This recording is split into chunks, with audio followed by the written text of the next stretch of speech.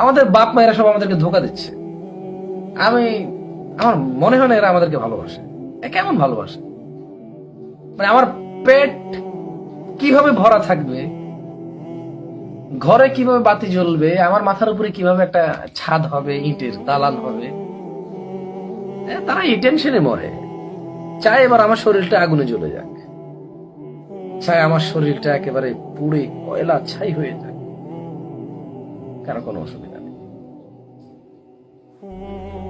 এরা নাকি ভালোবাসে। এরা এই মা বাপ গুলো নাকি ছেলে সন্তানকে ভালোবাসে। এরা ফজরের সময় তার বাচ্চাকে উঠায় না,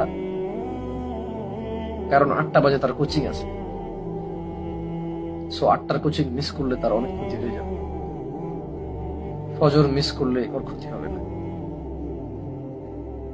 কিছু কিছু বাবা আছে ফজরের সালাত আদায় করো, তাদের বাচ্চাদেরকে জাগায়, আব্দুল্লাহ ওঠো।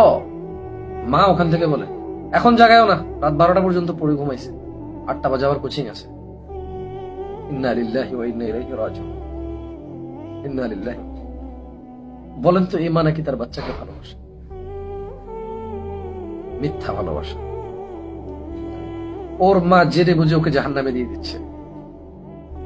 ওর মায়ের কষ্ট হয় না কারণ ওর মা দেখতেছে না। তার মানে এটা প্রমাণ করে এই ছেলে ওর মায়ের অগোচরে যদি যা কিছু হয়ে যাক ওর মায়ের কোনো সমস্যা নেই।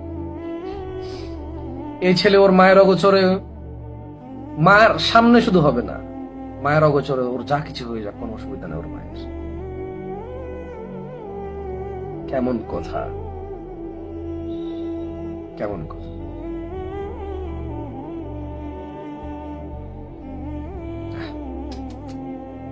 কেমন ভালোবাসা।